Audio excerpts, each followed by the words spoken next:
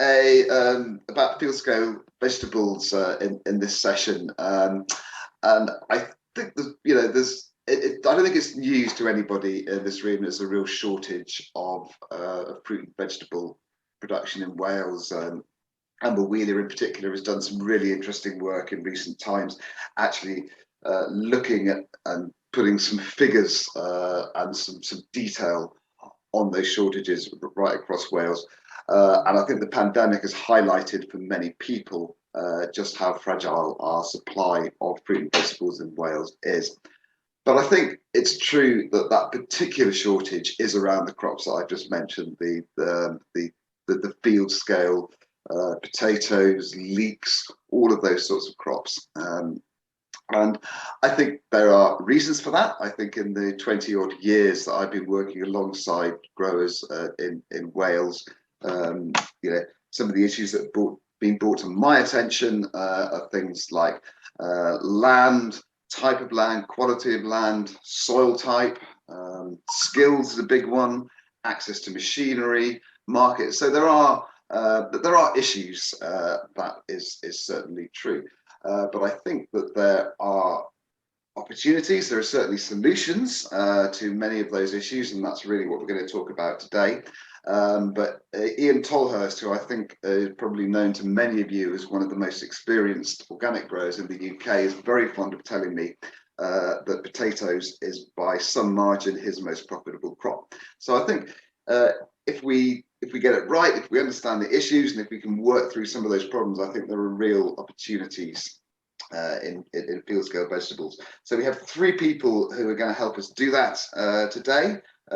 We've got Anna Marie Young from C&M Organics. Now she's a grower, but also a wholesaling operation. We've got Adam Payne, who has been growing in Devon for the last few years, but has recently just moved to West Wales, in fact, just down the road from me.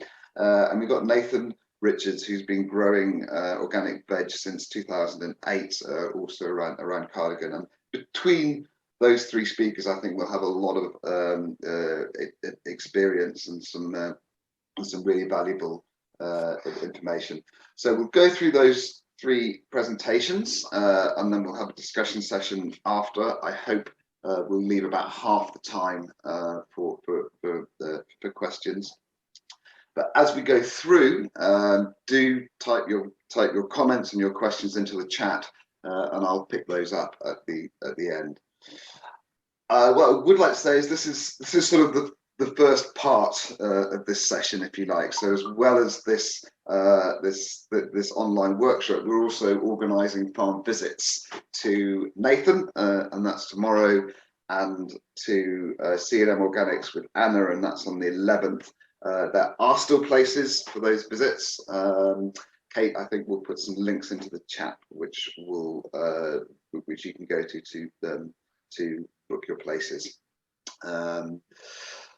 So I think without further ado, let's get cracking. Anna, would you like to give us your presentation? Hello, thank you, Tony. Okay, hello, I'm Anna. I am a partner in C&M Organics. We've been growing for about, well, nearly 40 years, obviously not me personally, my parents, and we've been wholesaling for about 25. So we've seen kind of quite a change in all those,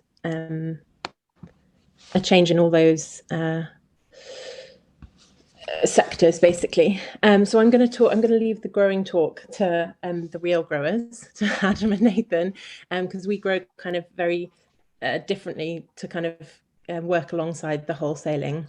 We tend to bookend crops and kind of try and elongate season, so it's not kind of typical wholesale growing, or field scale growing, I should say. And I'm going to talk a bit about our point of view from the kind of wholesale sector, so why field scale is important and things you might want to consider, and then selling at a wholesale level, what you might need to consider and what we would kind of expect. And I should probably put a little caveat in that it's very place specific. So if we were talking about, if we were having this conversation in Hereford, or talking about, you know, much larger field scale, you know, like in East Anglia or in Lincolnshire, we're on kind of a whole different scale. So this is very kind of Wales specific, and we work in the organic sector, which is very different to the conventional sector. So yeah, there might be some what's the word? Just changes basically if we're talking about scaling up and conventional agriculture.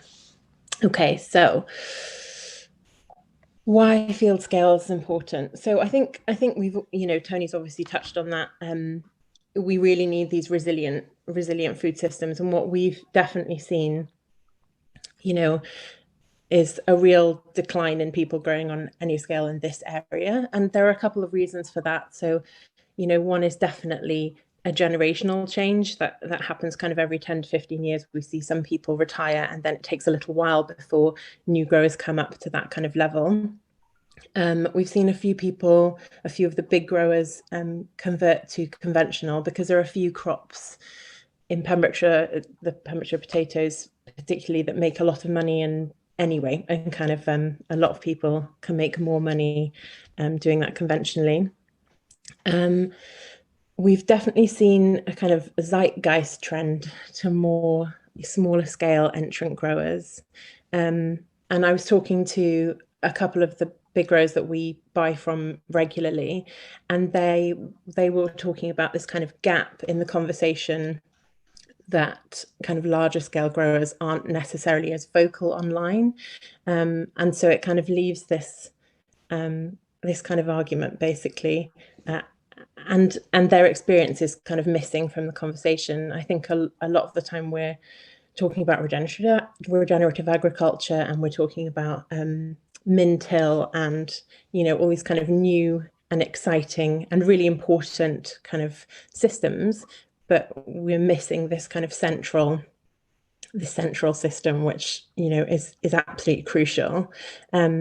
And field scale is crucial. You know, it's the only real system that offers food security on a local and national scale. We've definitely seen since Brexit, you know, haulage costs have gone up, import costs have gone up, and, you know, although the food themselves, the items themselves, haven't necessarily increased or decreased, you know, everything's becoming much more expensive, which obviously impacts a wholesaler, and then, you know, adds on for the customer. And with climate change, we've really seen kind of lots of people struggle, especially with alliums, with leeks particularly. You know, they're getting rust a lot earlier, and that means that the crop doesn't last as long in the field, so they're not selling as much. So yeah, we're diversifying and growing on a much larger scale means you can kind of really focus on those things. And the pandemic, I mean, you know, we grew by about 300% in 2 weeks, and we would have grown more. We had to kind of cap it. So yeah, we were very lucky in the pandemic, and that actually, because we were organic and because we knew our growers, we had this really resilient food chain. You know, we didn't have any gaps. We were able to secure food all the way through, and that I you know, you didn't see that in the conventional market at all. Yeah, so I think I've talked about trends. So yeah, so common reasons that we've seen that lots of growers worry about scaling up is definitely the cost of infrastructure, the cost of machinery. Buying land is difficult. I think, interestingly, the growers I've spoken to all said they feel like they're kind of old-fashioned, you know, they're seen as old-fashioned, and that's a real shame and something that needs to be addressed, I think. And I think people have heard about scary supermarket contracts and growing on that sort of scale. And, you know, people being let down basically and left with lots of crops in the field, or left with crops that they're unable to sell because they're tied into a contract. We've definitely heard some horror stories, but I'm here to say, like, don't despair. There's definitely demand. To give you an idea of what we're the local stuff that we sell, and we actively are searching for local organic growers all the time. And we've actually actively kind of brought up a few that will sell into us as well, because obviously we can't grow everything that we need to sell. But to give you an idea of like the leek problem, I would say, so we grow about 20,000 leeks. We'll buy in locally as much as possible, but that kind of generally is only about a week a year. We'll be out from Hereford after that, but again, maybe 2 weeks a year. So we're looking at a minimum of 80% of our leeks we buy in from the Netherlands. And it's sad that our national vegetable we have to buy in from somewhere else. Yeah, so it is, there is definite demand. And touching back on what Tony said about potatoes, there are 3 organic potato growers on the peninsula that do the Pembrokeshire the earlies, and they're commanding a really high price for them, and deservedly so. But this year I bought the entire crop off the main grower, and it lasted 5 weeks. And after that, we were back on Spanish potatoes and back on Herefordshire potatoes, which were on about 70% of the year. So it's, there's a definite demand there if people want to grow more. So some positives about growing field scale, I guess, would be cash flow. I think with smaller market gardens, obviously everything's a little bit tighter. So obviously with field scale there is a bigger outlay, but obviously there's going to be more money in, hopefully. And something that the grower I was talking about really highlighted for me, that they grow brassicas really, really well. And he was saying that really concentrating on a specific crop and kind of upskilling himself and knowing exactly what grows really well in his area was, really fulfilling. And he really got to specialize, which I thought was, a great point, that you're building skills and knowledge base kind of much more. You're not as kind of spread thin in a way. Another really good thing is you don't have any, well, in theory, if you're just growing for wholesale, you don't have any front-end marketing costs. So you don't have to deal with customers if you don't want to. You don't necessarily need social media. You don't need to be selling. You can literally, or delivering, you can literally just, have an outlet, a big outlet, and you're done, and same with packaging. You will minimize a lot on your packaging, and that's time. If we're buying in greens, for example, we take them in 10-kilo sacks. You don't need to do your 200-gram packs or however many. You don't need any kind of labeling or anything like that.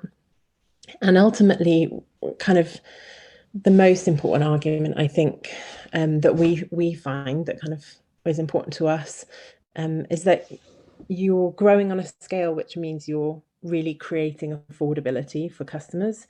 And it means that at this level, you're really able to compete on a price level with supermarkets, which means we get customers who do all their shopping with us, do all their organic shopping with us. And that's brilliant that we can kind of compete on that level. And when you're on a smaller scale market garden, you have to charge more. You're not going to get the same crops, so you're not a level of crops, so you're going to need more money, basically. Whereas, when you're growing on scale, the price per kilo is lower, which means, we can really, really compete. And unfortunately, I think even us as we're reasonably sized wholesaler, we are constantly competing with supermarkets. That's where we're at. So yeah, field scale is important for changing that kind of and giving people a real option. So things to know when you are considering from a wholesaler's perspective. Definitely quality control and standardizations. I think that's one of the biggest kind of leaps. It's very different growing into, like, say, a box scheme, because you have that education, you have that conversation with your customer, and you can educate them on why your parsnips are a bit wonky, or why the courgette season's short, or all those sorts of things. But when you're growing on a much bigger scale and growing into wholesale, we have to have some standardizations, really. And we don't necessarily have that conversation with customers. We really are competing with supermarkets. So the quality control, there are particular standards. You grow in grades. So there's grade 1, grade 2, grade 3, and grade out, often called category 1, category 2, category 3, and grade out. Almost all organic growing falls under category 2, even if it's good enough for category 1, which is like supermarket level, everything's shiny and uniform. But they grow under category 2 because it's easier to grade. They don't really need to make sure all the apples are shiny, things like that. So even if they are that good, they kind of put them under that. Grade 3 and grade out basically are juicing. They might be perfectly good food. We often sell grade out crops, but we have to know the grower so that they are still grading them properly and they're not, rotten or anything's wrong with them. So you have to kind of upskill yourself with grading, and you'll have to grade them by size as well and weight. We take minimum and maximum weights. Again, with us, because we have lots of different sales channels, we might talk to the farmer, and if they've got a lot of very small leeks or a lot of very large leeks, we'll still take them, but we won't sell them at wholesale. We'll sell them into one of our box schemes or in our shop, because then we get to talk to people about them and explain why they are small or large. And there needs to be a vague uniformity. It doesn't need to be as crazy as conventional, but there does, I can't sell a cucumber if it's in a spiral. I can try, but I probably can't. Same with courgettes, things like that. You don't want them too curly, but there's always wiggle room. And I think that's the important thing about working with a wholesaler you can have a conversation with as well. The other thing we see is how to kind of present vegetables. You need to know how to properly cut things so that they keep. So Swedes, celeriacs, they all have cuts. And with like a leek is cut as well. But if they're cut badly, they won't keep. And it's the same with things like squash. We had a grower this year who grew about 1,000 kilos of squash for us, and you put them in slightly late, and so the smaller squash set their skins, and that was absolutely fine, and they've already been sold. But the larger Crown Prince squash that we got, the skins haven't properly set, and so I'm desperately trying to sell them in slices, but I'm against the clock basically, whereas I should be able to keep that squash for 4 months in one of our cold or warm stores. I've got maybe 2 weeks to sell 500 kilos, and that's it puts us under huge amounts of pressure, and that's we're trying to do it because obviously we want this grower to have succeeded, but it's really difficult. So things like that are there's always a learning curve. And sales for wholesale are at the front end of the week. So most people shop on the weekend, so Friday, Saturday. So shops need to be full for those days, which means that I need all my fruit and veg in Monday, Tuesday, Wednesday, which means a grower may well be working on the weekend. So whereas in a kind of smaller system, you might be able to work out that you have your weekends off. Sometimes wholesaling will mean you're working on days you might not want to be. But we sell the front end of the week for customer sales at the back end of the week. And we're always working at least a week in advance with sales. So if you came to me with a crop, I'd need at least kind of 2 weeks to work out where that crop's going, how we're going to store it. If for example, like with the squash, it needs to be moved very, very quickly. We've done it before with green garlic, which the grower couldn't dry properly. I have to be able to contact people and offer them a deal and kind of move things very quickly. So we're working at least a week to 2 weeks in advance. So if you rock up with a van full of something and I don't know about it, it's always a bit of an issue. But we'll do our best. And I'm babbling here. I'm realizing I'm running out of time. But very quickly, just to touch on pricing, which is the one thing that a lot of people talk to me about. Obviously, when you're growing at wholesale, there are lots of different levels. So you can grow wholesale level and sell direct to customer, which means you're going to make more money, but obviously that's a lot more work as well. You could sell direct to retailer, that's also wholesaling, and that is going to be lower than you're going to command a lower price than direct to customer. But you're still going to make more than a wholesaler. If you sell directly to me, as that wholesaler. I have to be able, or each person in the chain really has to be able to put on 1.4 to 1.6%. So if you're selling to me, I need to be able to put on 1.6%, and then I have to sell that into a shop who puts on 1.6%. So there is obviously a difference in price that's quite specific, and yeah, trying to explain what a fair price is very difficult, because it's basically not really determined by the local area. It's very kind of national and international. So for example, the easiest way to explain this is to give you an example. In the middle of the season, when everyone's got courgettes, we grow courgettes. I'm offered courgettes by lots of growers, and obviously, Spain and the Netherlands, the big growing countries, have lots and lots of courgettes. I can't afford to buy in local courgettes at, say, £2 a kilo when I'm being offered international courgettes at 90p a kilo. And the reason for that is because I am competing with supermarkets, and they will be selling them. They'll be buying them direct at 90p a kilo, organic courgettes, and selling them at, say, 120 at a loss. And because they know that there's a huge amount. And so for me, I would have to then put 1.6 on those £2 of local courgettes and sell them over £3 a kilo. And whilst that's disheartening, because obviously we want to buy local, we still have to be able to compete, and we've got customers who literally come in every week and say, oh, that's cheaper in Aldi, or this is more expensive there. And it is very difficult. So the way that we personally deal with that is that we sell at different levels into different things. We've got specific box schemes that only want to sell local, so I know that I can command a better price for local goods at that point. I've got shops which just want rock bottom prices, or I've got shops which are much more ethical. And we've got our own shop which we sell a lot of our own produce in, or a lot of local produce again, and I can buy certain amounts of that in and charge more. So it is very difficult to explain how a price per kilo that we pay is made up from. And there are certain goods that will always command a higher price. Leeks will always command quite a high price per kilo organically. And it's the same with potatoes, actually. They always hold their price.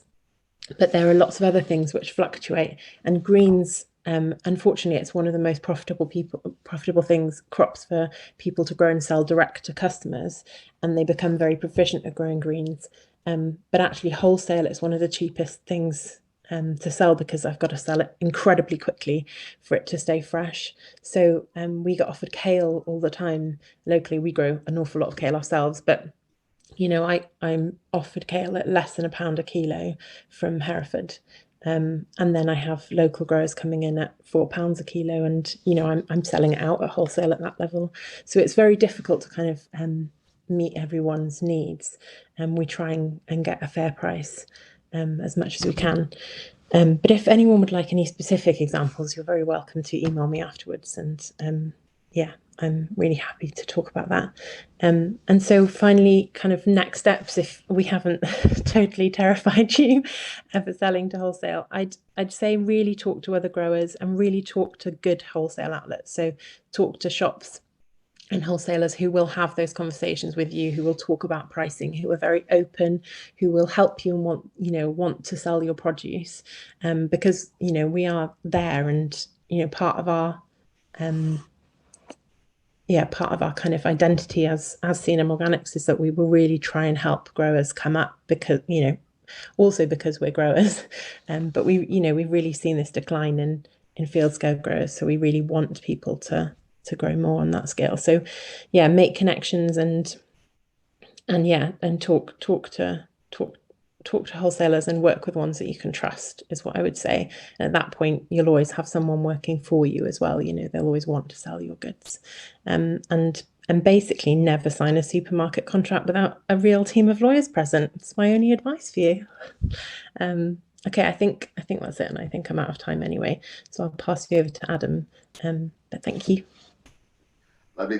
Thank you, Anna. And I think the main message that comes out of that for me is communicate with your wholesaler. talk about the crops that they are looking at, talk about the timing of those crops, you know, and also I think just keep in touch. I would say from my limited experience of selling to resellers, keep in touch about how things are going when you're likely to be harvesting. Yeah, and I think some really excellent illustrations of the demand and the shortages, and really the urgency with which we need to develop our Welsh field scale vegetable sector. Moving on to Adam, I think Adam's going to give us more of a producer's view on this. So Adam, take it away. Hi everyone, thanks Tony. So yeah, my name's Adam Payne, and I ran a market garden business called Southern Roots Organics with my partner and a few others on rented land in Devon and Dorset for the last few years. That was the tenancy expired, and we recently moved to North Pembrokeshire, where we're looking to set up a diverse vegetable farm with 8 or 9 acres of field scale veg in rotation with a few other things. And I'm involved in the Land Workers Alliance as well, and I've worked on new entrant support with them at points. So I'm kind of going to bring both of those experiences into this presentation and just try and highlight a few things to think about if you're thinking about field scale vegetable growing. I've got some slides which I think Kate is going to put on. They are, one sec while I just get this set up. Is that okay? I've shared them, shall I? That's fine with me. I mean, the slides are mostly to have some pictures to look at, so you don't have to look at me while I'm talking away. They're photos from our kind of previous setups. So yeah, our experience in field scale veg comes from setting up a relatively small market garden. It was 2.5 acres in Devon or Dorset. Devon and Dorset, and over the years we kind of moved from initially using tractors for cultivation only towards a much more field scale approach, where we were mechanizing a lot of the planting, weeding, some of the harvesting. We were selling the produce through local wholesale and a CSA box scheme, as well as some larger volumes to local box schemes, and we were kind of effectively using field scale efficiencies and standardization, but bringing in market garden diversity in terms of the cropping. So we were producing, 60 or so crops within that space. So I'm going to be talking about that, and I'm going to be bringing an agroecological or organically certified kind of approach to the discussion, as that's our experience. It's going to be possible to do this justice in 10 minutes, which I'm going to try to do. And in fact, I'm going to put on a timer, so like keep myself to it. But there are a few take-home messages before I start. I think the first one is, do your thinking in advance and make a good plan. I'll probably say this about every single topic I cover, but you can't say it too much. A lot of this is about planning and knowing what you're going to be doing well in advance. A second key point is about taking work out of the summer as much as possible and putting it in the winter. And planning is an example of that, but so is fencing, so is setting up a decent irrigation system, so is doing your machinery tinkering in the winter. We'll come back to this through and through.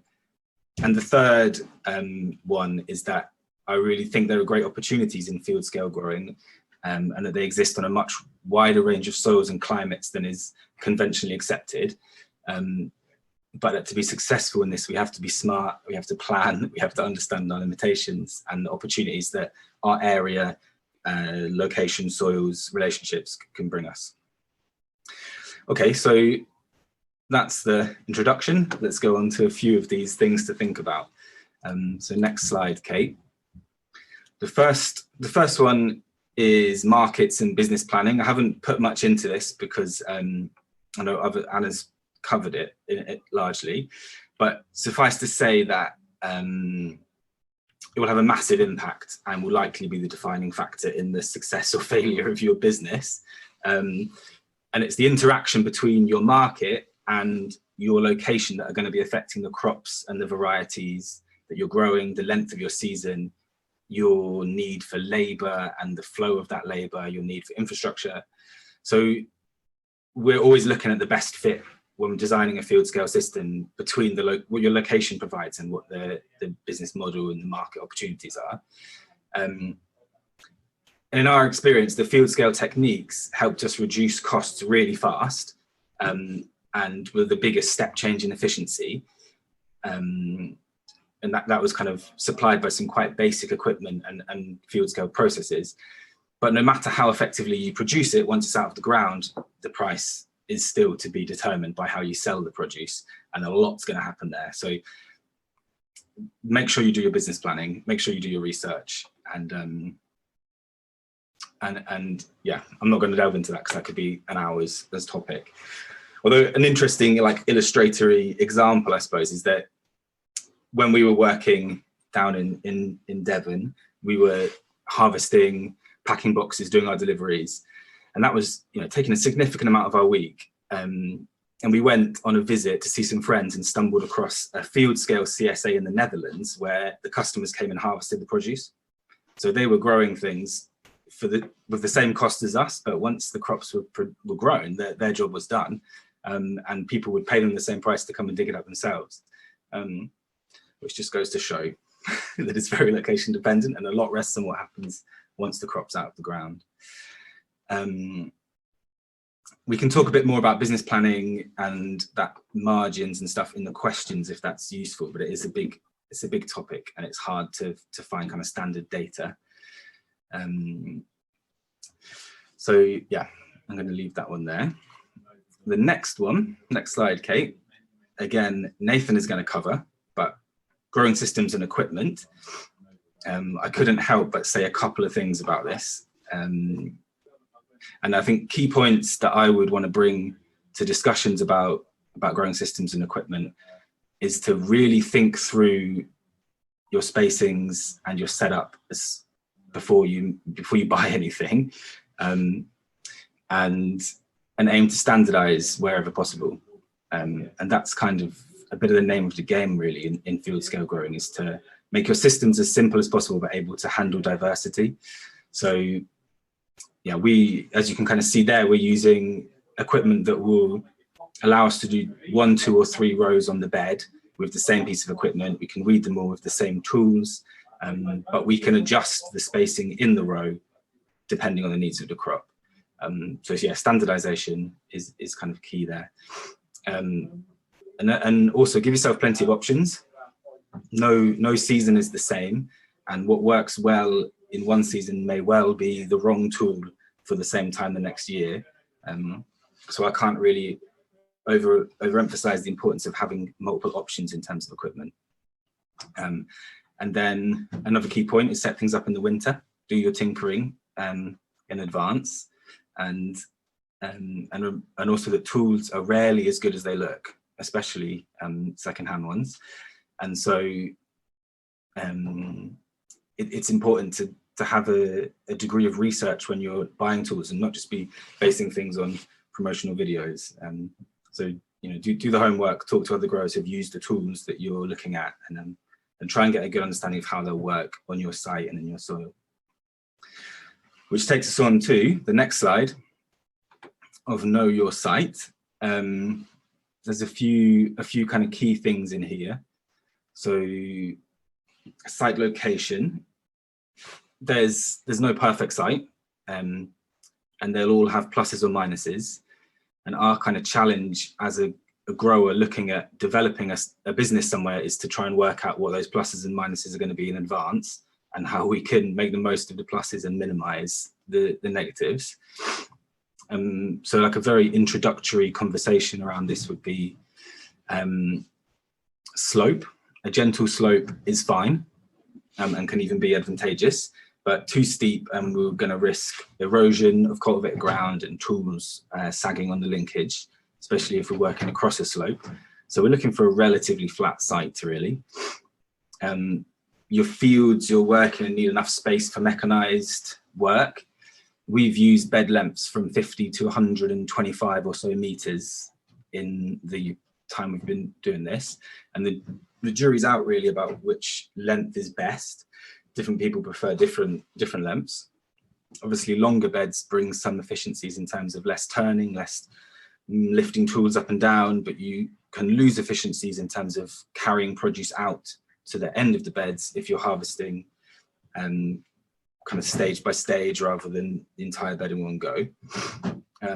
But a kind of key thing really is making sure that the fields you're choosing for this work can accommodate a bed length that you want, and that, in our experience, standardization here is another point where standardization is really key.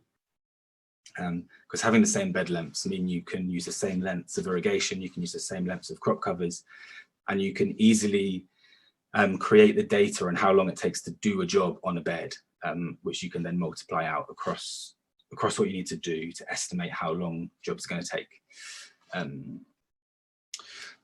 So then another key one is wind, something to think about and to buffer wherever possible. Some airflow is really important for crop health, but too much and you can blow away crop covers, and you can blow away carbon dioxide released by soil respiration, limiting plant growth, and you can cause all kinds of other hassles. So assess the kind of wind situation and think about planting shelter if you need it.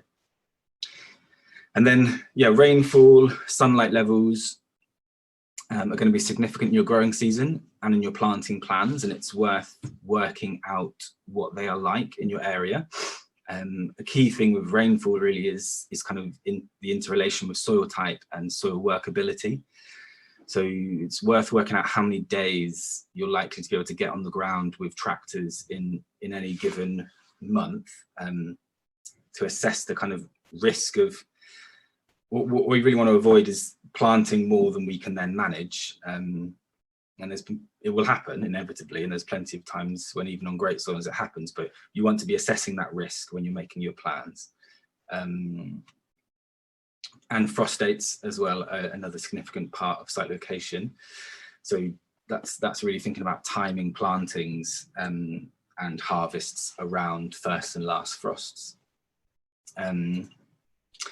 And then drainage is another important kind of thing to assess, is what the drainage implications and limitations are of your locations. Free draining ground is always a massive help, but equally the ability to improve drainage is important, and that's something that not all sites are going to provide. And then all of these interact with soil type, and the more mechanized you get, the more significant soil type becomes on the operation really. And so your wetter, heavier soils, clay soils have inherent fertility and generally need less irrigation, but are harder to access early in the season, harder to harvest from late in the season. And so cropping choices are likely to be affected by your soil type, as well as the timings of your operations and the kind of equipment you're using. And I think a key message here is like that damage can be hard to repair, so try to avoid setting up a system that encourages you to take a lot of risks with your soil. We are and always have worked on clay loams, which are generally considered relatively poorly for horticultural work, and have found them absolutely fine as long as you respect the soil and make your plans well. And for us, that means having access tracks for overwinter harvesting, and not relying on mechanical harvesting of root crops past September, and keeping ground covered over winter with cover crops. But if you are on a lighter soil, you have some advantages there that will offer different kind of opportunities for harvesting later in the winter, for having more flexibility. So yeah, soil type will be a significant one to understand. And then soil health and fertility. It's really important before you're setting up to take soil tests and understand the condition and health of the soil you're going to be working with. I would advocate for taking soil tests as well as subsoil tests and plant tissue tests, so you're aware of what, if you have any basic deficiencies beyond the if you have basic deficiencies that are going to come down the line towards you, and to do a lot of digging around the site to assess the depth of soil, the structure, and what's happening there. Because really, you want to be starting from a good point, and in setting up a field scale system, you'll never have an easier moment to address issues than pre-establishment, when the field is a bare open field. And essentially we're looking at starting from a pH point of around 6.5 and reasonable balance of micronutrients, and then kind of phosphorus and potassium indices of 3 and 2.5 respectively. That would kind of generally be considered a good starting point. I'd also really encourage putting in a green manure at least a year in advance, especially if you're coming from a pasture, as it gives you some time to break down the perennial root systems that are in the pastures. We've not done that before and struggled then with using equipment the year after, because you've got quite a lot of root matter to be working with. Okay, I think for time I'm going to jump onto the next slide then, which is know your competition, which are likely to be pests and weeds. And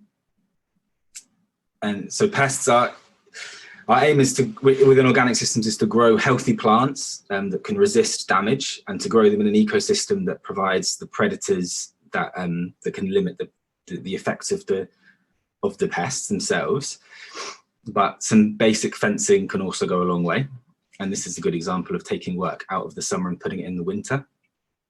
In our previous sites, at times we've had to use cover crops, crop covers for rabbits, which has worked, but has been very inefficient and added a huge, added costs. It's made it harder to weed, it's made it harder to harvest. It's deterred us from doing weeding when we should have been. And it adds time at the wrong point in the growing season. So assess what your pest situation is going to be, and try and address that with some fencing in advance. And weeds, that's really a question of understanding what you have and what they're going to mean for your production.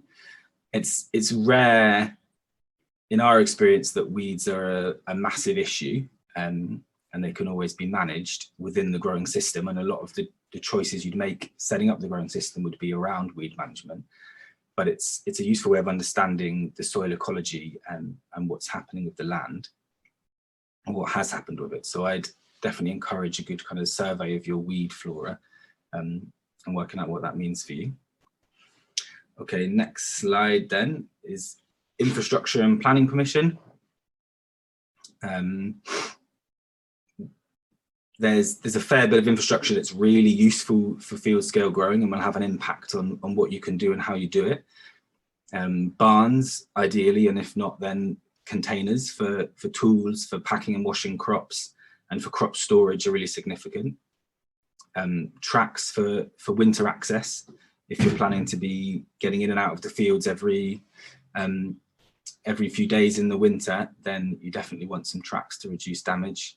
Polytunnels for growing seedlings and crops, water for irrigation and crop washing, and potentially electricity. We've worked without all of these in the past, but would definitely encourage wherever possible to be looking at ways to put them in place, because they'll reduce your costs and they'll make the operation more efficient. Then next slide, and I'm almost there, is actually, sorry, there was one more thing to say on the previous slide, which was further on water and irrigation. Irrigation is another really important point to consider well in advance for this kind of setup.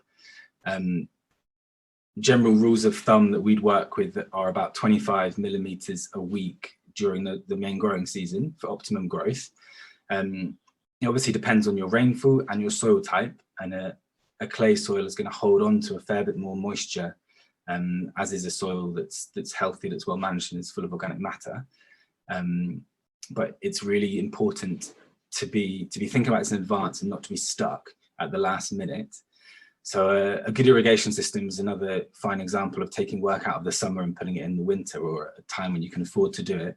And it will really help with weed control, with crop establishment, with cover crop establishment.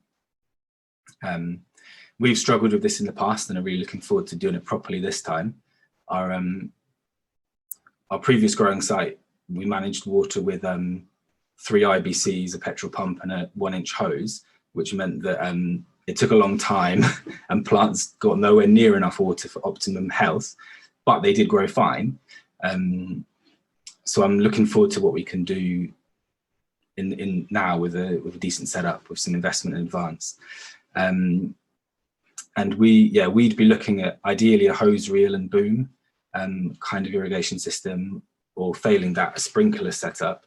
We try and avoid drip take in a field situation because it tends to just get in the way of equipment and machinery, and result in a whole lot more of kind of single-use plastic in the system. Okay, so that's me trying to keep this tight. And a few concluding points then are, it's all about the plans. You need a crop plan, a rotation plan, a fertility plan, and a business plan, really.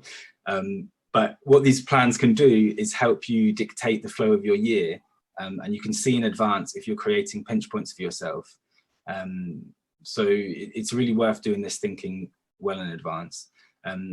From our crop plan, we can more or less work out our labour flow, our workflow over the whole year. Obviously, things will change, the weather will change it, but giving yourself a good workflow and avoiding bottlenecks is really useful. And yeah, I think finding good mentors, talking to other growers is a real key in this. Seeing what other people on similar soils or with similar markets are doing can help you overcome a whole lot of problems well in advance. And finally, I think my final piece would be to say, start at a manageable scale for you, whatever that is, and grow from your own experiences, and take good notes, take good records as you go, so that you can keep building on what worked for you, and enjoy it, because it's loads of fun. Okay, I'm going to stop there because I think I'm well over time. Yeah. Thanks, everyone. Perfect, Alan. Thank you so much. And I think so much of the conversation around field crops and wholesaling is around price. I think a really important message from that talk is actually the opportunities are in cost saving, and that's really what's going to make a field scale system work. And I hear very much the same thing from organic growers across the country, and I think only the costs involved in growing, but also the marketing and distribution side that Anna was talking about earlier. We do need to crack on, so I want to leave as much time as possible for discussion. So without further ado, Nathan, do you want to tell us about your work with machinery and your system generally? Yes, hello everyone. Firstly, I'd really like to say thank you to both the previous speakers who hit such good points, and I think there was so much in what they've both said already. I'm going to talk very much more specifically about our machinery story here and where we started and how we moved forward on this farm, on Troy de Roo farm. But I'll give you a little bit of backstory. So we're growing here in certified organic. We have potentially about 15 acres of field scale vegetable production space, on which we're currently growing somewhere around 11.5 acres per year in horticultural cropping.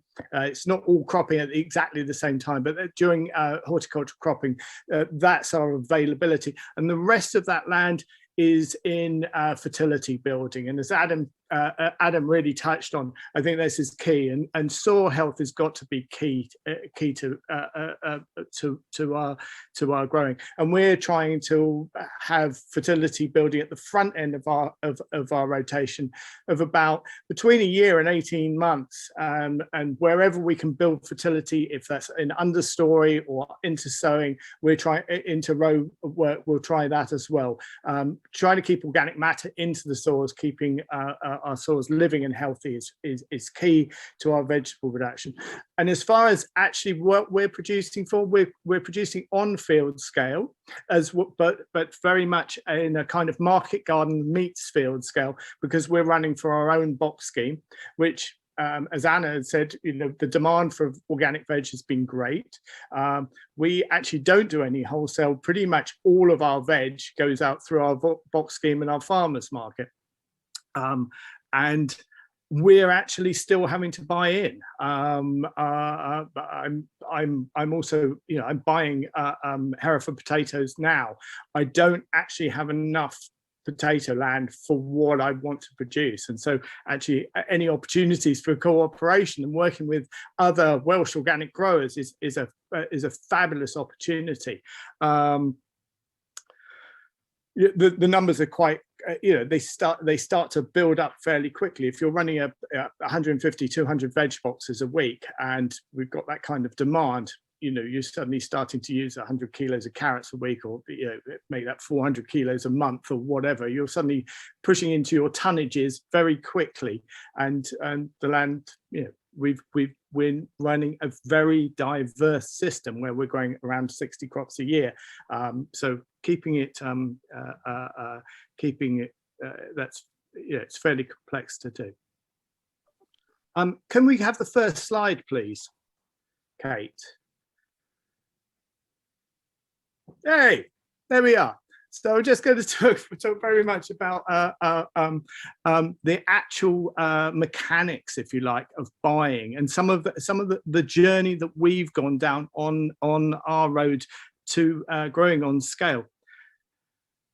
Firstly, before I say anything, we are mechanized. We're working on a larger scale. Adam's already addressed some of the sort of bed lengths and field scale stuff, and those are the sort of things have been previously discussed. One of the things I'd like to say is, as we mechanize, it's very important not to forget the ecology as well. It's really important that we keep thinking about soil health, but also about the diversity of our wildlife on the farm and the wider systems, as well as feeding people. So I think that we may be mechanized, we may be running around with machines and all of those things, but I think it's very, very important also to keep in mind soil ecology and the greater ecology of the whole farm. So that's one of the things which I wanted to bring up. With that in mind, I also wanted to bring into the fact that why we own a lot of equipment nowadays. We have slowly started to build quite a portfolio of machines. This is our main tractor there. If you want to move on to the next slide, Kate, we run an 85 horsepower Lamborghini tractor. It took us quite a while to source. I've been looking for the right machine for the right land, and this has worked out quite well for us. If you want to go to the next slide, Kate, that would be useful as well. It's a tractor which I feel comfortable working with, where I can show other people how to use it as well. It's safe and it's relatively easy to drive. And I think that having invested in that as our key tool, that's something that we use all of the time. I wanted to agree with, just wanted to bring in this point. I'm sorry, I'm jumping around a little bit because of previous speakers bringing things up. It made me think of other notes that I'd like to bring in. One of the things we've ended up with here is having a lot of kit for ourselves. Is working with contractors in West Wales is actually quite difficult, and doing justice to the soil and looking out for the soil that we have on the farm isn't always easy to do with other contractors, particularly in an area which is maybe not used to working in horticulture. A lot of machinery is way too big. A lot of it won't even fit through your gates, and we had contractors come onto the farm who've told me that my gates aren't big enough to get in and want me to fell trees and things like that. Things which I'm obviously be ill prepared to do. It's not something I want to go with. So we've actually ended up buying a lot of machinery over the years and have got quite a full barn. Do you want to move to the next slide, please, Kate? And maybe just run a few slides as we go. So you can see the tractor at work doing various things. I'll have another one, please, Kate. This was very useful as something to show. A modern tractor with good lights is really helpful to us. We do a surprising amount of work in the evenings as the summers get longer, if the weather's there and we can get on. And actually having a tractor with good working lights has helped us immensely over the years. Can we move on to another slide? I put this up because this is taking us forwards into where we're going with our own story. I've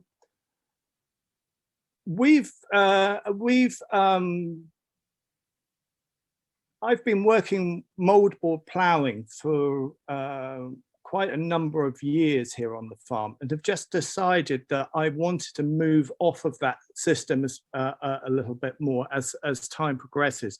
I've just been finding that thinking about how we incorporate green manures, how we use those into crops, and we've started to go onto beds over the last year, and this seems to be working out quite well for us. So do another slide, please, Kate. This is the Lamborghini at work with a bed former, and we're growing green manures now on these beds and then planting into them. This kit isn't cheap.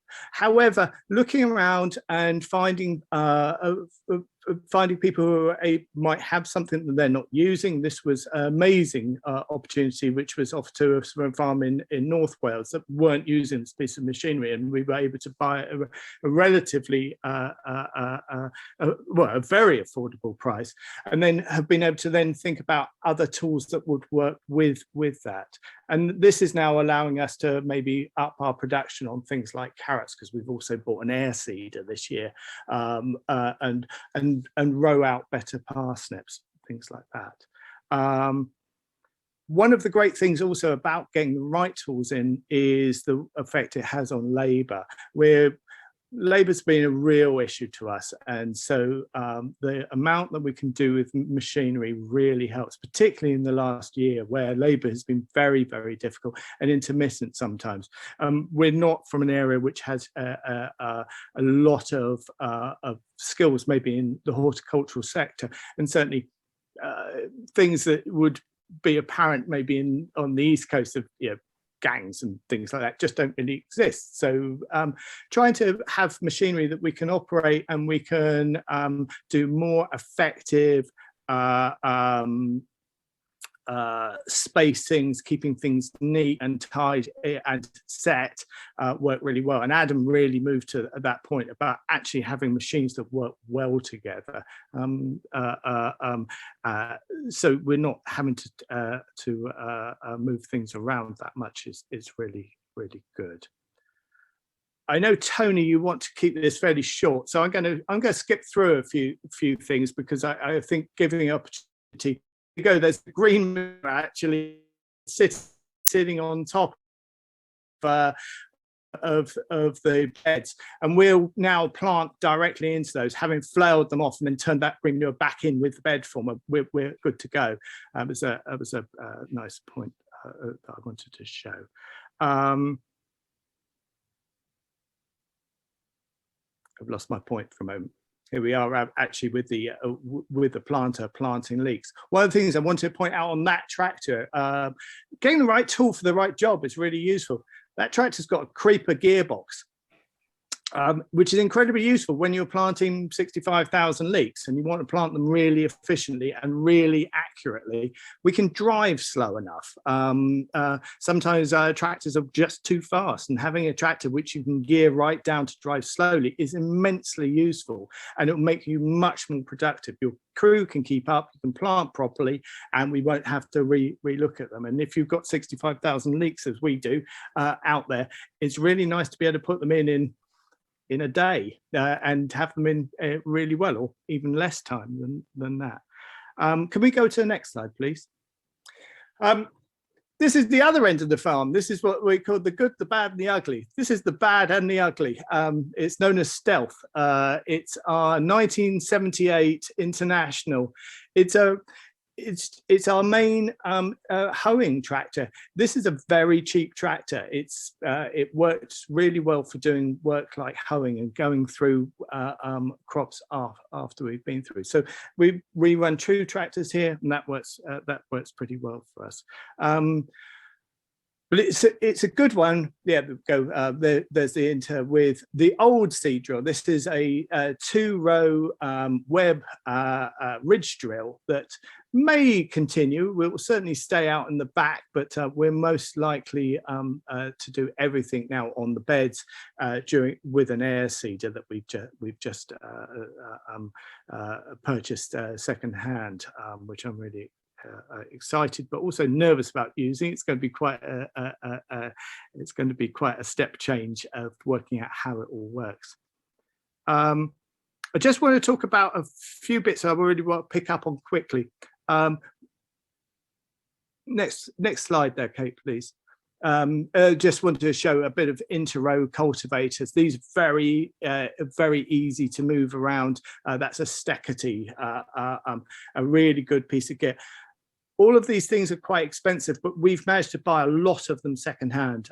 eBay, I've put in a couple of links to places where we've bought machinery, mostly out of area because West Wales doesn't have a huge history of growing horticultural crops.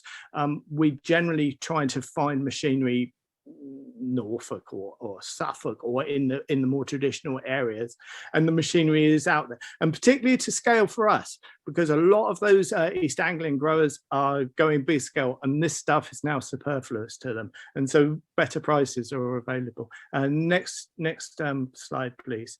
Oh, next slide. That was Bernie Sanders on it. He didn't need to be there.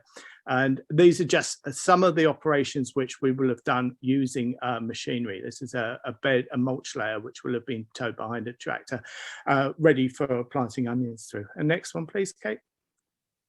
Steerage hoeing, a really useful piece of kit. That's a bit of a setup photo. It started raining. We went home. Next photo, please. Something Adam picked out. It's very important to us, or it's been very useful to us, that the farm has storage. We've got a lot of machinery now, and being able to keep it dry somewhere where we can come and stack it all through the winter is incredibly useful. The things which sit in the field rust, the things that and do depreciate, the things that we're able to keep in the barn, and having that space and thinking about where you're going to keep machinery is really useful, and also having a dry space to work on stuff. I put in a little note to myself here about some of the hidden costs. When you're thinking about gearing up, you also not only need to think about the machinery, you also need to think about the tertiaries, the secondaries, the things like toolkits that you will need to alter the machines. We've got a bench full of tools. We have an air compressor, which, because we're always dealing with stuff like that, we need electricity to run an air compressor. So yeah, it's things that you need to think around. One of the best things I've learned to do recently is to weld. I would suggest that becoming, I came with no mechanical skills, and I'm getting better at it. But there's a huge amount of resource on YouTube for learning this stuff, and also checking out machines. And like Adam says, they're never like they are when you see them in the ads. The brochures for a brand new machine. I would definitely do your research and go and look at those. And learning things like welding and how to fix things is really good, but also know your limitations on those. It's like, if you've got to do a really serious piece and you've got health and safety implications to do it, get your local mechanic to work with you. And on that note, I wanted also to talk about machinery and the potentials on false economy on machinery. And certainly this is really applied on tractors. And this is something that we learned early on. When we first started the farm, we were running a early 1980s four-wheel drive, again, another Lamborghini. I like them because the gearboxes, but it was breaking down on us too regularly. And one of the things that we found in this area is agricultural mechanics are hard to come by, and often working with the larger grassing contractors. And so I could book my tractor in and they'd say, oh yeah, we'll have it for you next week, or I could book it, you know, and it wouldn't be ready, and therefore we were on stop. Or if something broke down, I'd be in the queue. My tractor might be the first one on the ramp, but if somebody else came in with a broken forage harvester or something like that, I'd fall to the back of the queue, and we'd find that we lost weeks sometimes to breakages. So do think about the economy of it. So we now run a modern tractor. It costs us a lot more money. I spend £800 or so on it every year, just having it serviced, so it doesn't stop. And I've got you know, it just is fantastic. And the simpler, the little old International, I can pretty much fix it myself, because it's super simple. And I think those are things to certainly consider. And I'd like to finally, and I'm sorry, this is, I'm hopefully I'm all right on time, Tony. I want to give a bit of, oh, there's the air seeder sat in the barn, ready to be learned how to work with next year. As we're talking about sustainability, I really wanted to touch on this and about funding strategy. Can we lose the slides, Kate?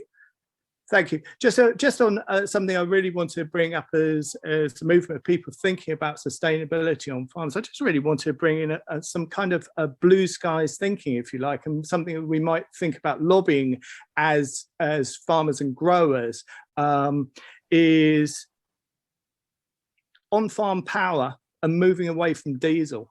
And I just think it's something that we should all start to think about, that we have certainly here on our West Walian farm a lot of wind power. I would like to start to see the development of electric tractors in the next 20-25 years, and it's something that we should, I think, be lobbying for. If we're really looking at emissions, maybe we should be considering really doing work on that. Thank you. That's great, and that brings us very neatly onto one of the questions in the chat, which was from Martin, and I'm going to paraphrase, and I hope I get this right. Martin, he was saying that essentially, with increased mechanisation, we should also be concerned about the use of fossil fuels. You were talking about the solution, Nathan, in terms of changing the energy source.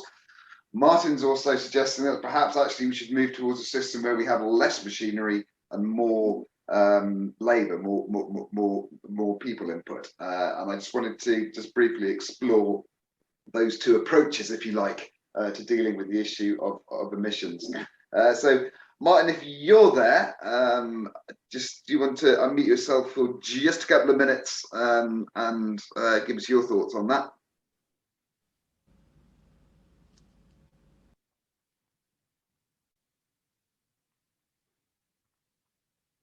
Okay, we've missed, we haven't got Martin at the moment, but perhaps I can go back to a related issue, which is, Nathan, you talked about the difficulties of getting staff and labour, and there's a question here, and I forget immediately who it was from, saying, how do we address that? What do we need to do? And I'm asking you in particular because I know that you've done so much around sort of training and apprenticeships.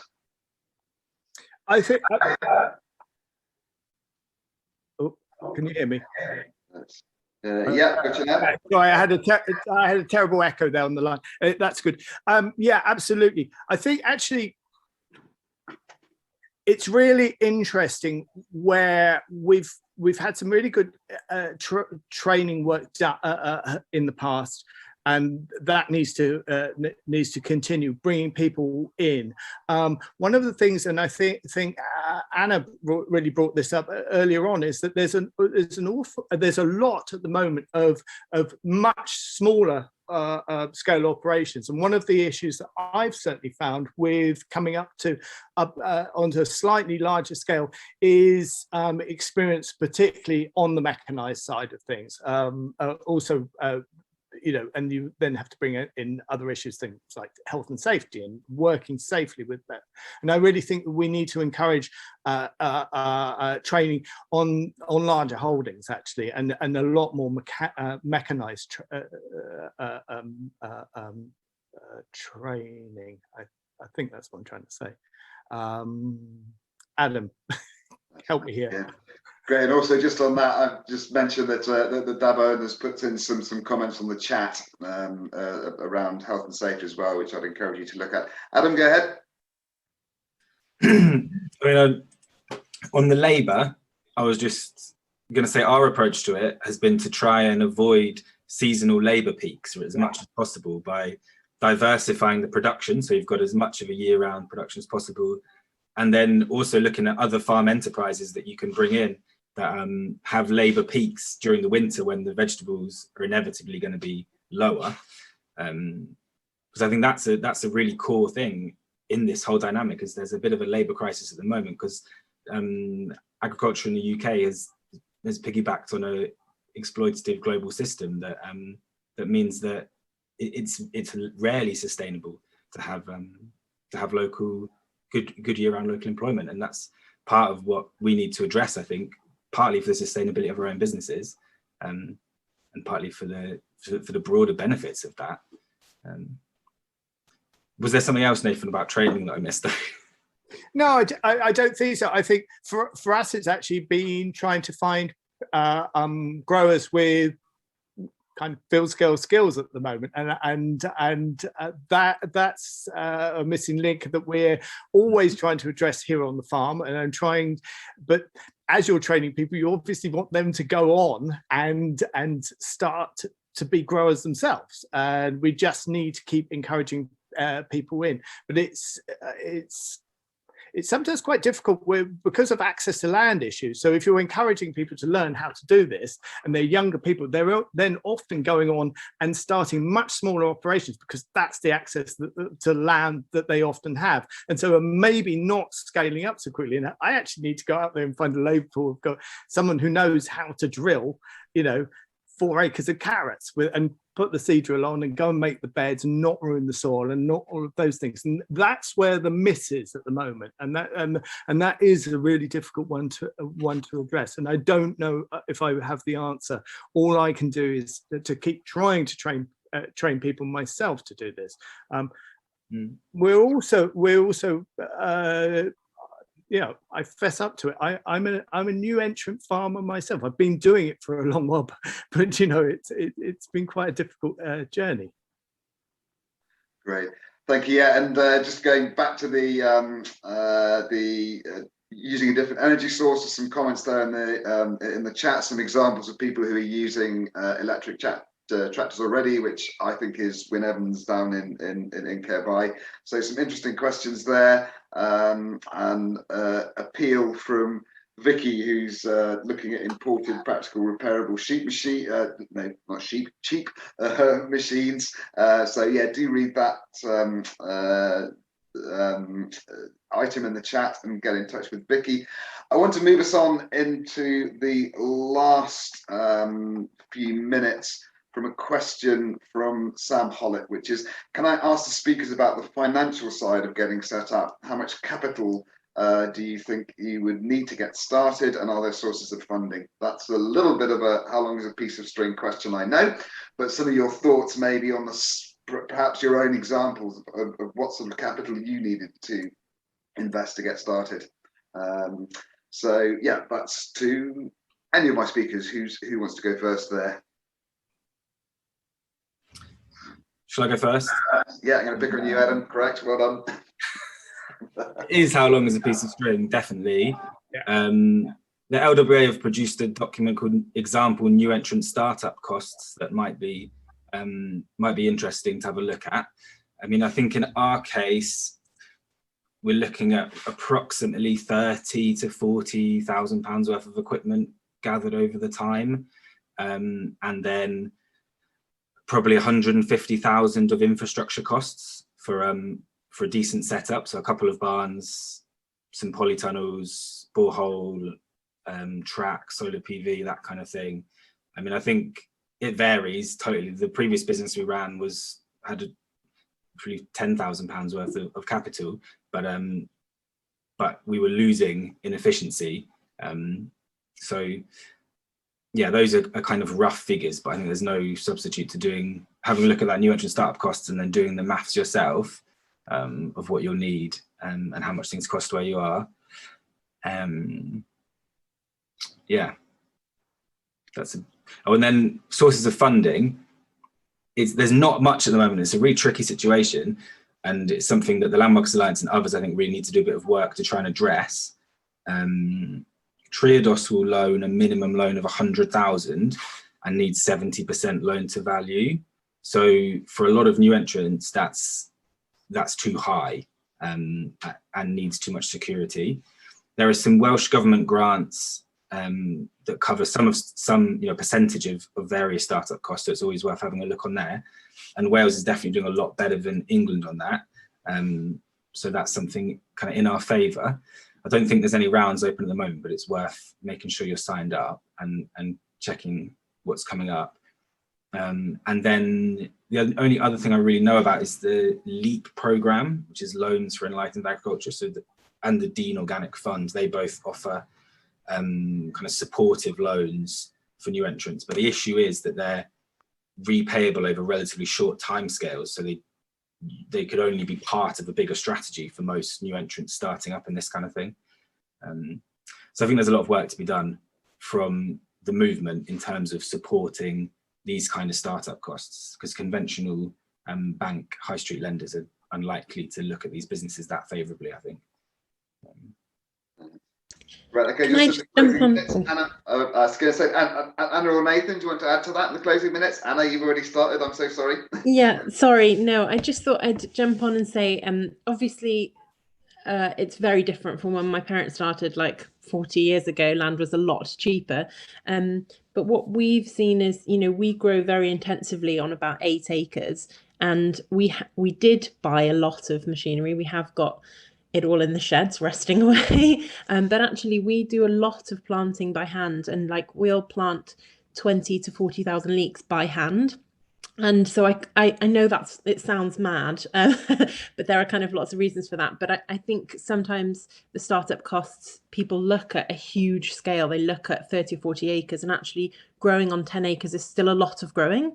And you can do that kind of more affordably, perhaps. So yeah, I mean, we don't employ any other growers. There's my 2 parents, me and my husband and I aren't full time. Basically, I probably am, but yeah, we don't. It's just the 4 of us planting those leeks, and it takes a couple of days, and it's done.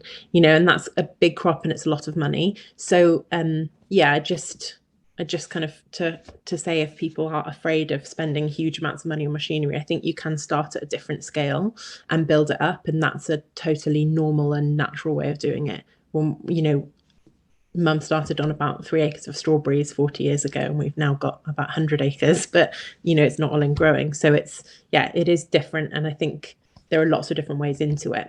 But obviously Adam's totally knows his stuff as well, just to say that. That's great. So Nathan, any final words from you, and then we'll final words as well is get a good eye for looking at secondhand things, looking in people's bushes, looking behind people's sheds. Amazingly, though that sounds a bit rustic and ridiculous, I would say spend the money on if you've got some money, spend it on a reliable tractor that you can get somebody else to fix or that you can fix, or that you don't need to get somebody else to fix, because it will be reliable. And then pretty much everything else we've bought very much secondhand. We've learned about some smaller scale machinery dealers. We've learned to some people that we really respect and we've worked for, and we've bought a lot of machinery for hundreds rather than thousands of pounds. And hundreds of pounds are somewhat easier. And some of and then we'll probably spend a few more £100 putting them back together or making them work. But a lot of stuff is very basic and very simple. And a good set of spring tines sometimes is as good as a brush weeder. If you've got the conditions for it. So they're in every hedge around the country if you start looking for them. I would say don't be entirely put off. Learn some skills to fix things. It's kind of fun. Learn to weld, get a good mask, and also Adam said farm is great. Love it. Growing food. It's an amazing journey. It's an amazing journey. Sometimes backwards, but mostly forwards. Perhaps sideways too sometimes. Everybody, thank you so much to my speakers. Did we mention that there's some field visits going on later? Absolutely, we did. So if you haven't signed up, Nathan tomorrow and with Anna on the 11th. So details in the chat there. There's a lot of resources in the chat. Do use the Padlet page, which collects all of these things. So it remains for me to say thank you to my speakers. Thank you to Kate McAvoy, who's been doing a lot of work behind the scenes and put this workshop together. So thank you, Kate, and thank you all for joining.